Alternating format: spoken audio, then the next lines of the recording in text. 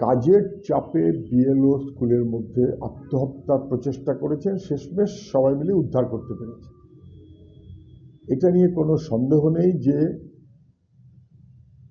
এমনভাবে এসআইআর এর মধ্য দিয়ে মানুষকে হেনস্থা করা হয়েছে, বিএলওদের হেনস্থা করা হয়েছে, ঠান্ডা ঘরে বসে থেকে রাজনৈতিক উদ্দেশ্যে বিজেপির বকলমে কাজ করতে গিয়ে মানুষকে নানানভাবে বিভ্রান্ত এবং বিপন্ন করা হয়েছে, ইনক্লুডিং বিএলও।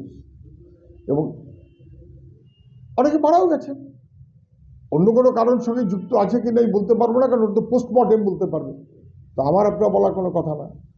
কিন্তু এই যে মানুষগুলোর যারা যারা এই কারণে একজনই হোক আর 100 জনই হোক আর 5 জনই হোক, যারা মারা গেছেন তারা সরকারি অপদার্থতার বলি, তাদের প্রতি সম্মান মর্যাদা আমাদের রক্ষা করতে হবে।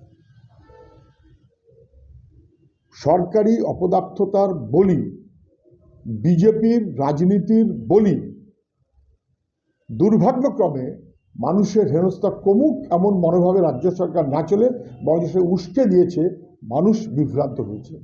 বিএলও যারা মারা গেছেন তাদের স্মৃতির প্রতি আমাদের সম্মান জানানোটা স্বাভাবিক, যারা এই অপদার্থতার বলি হয়েছেন, সরকারি অপদার্থতার বলি।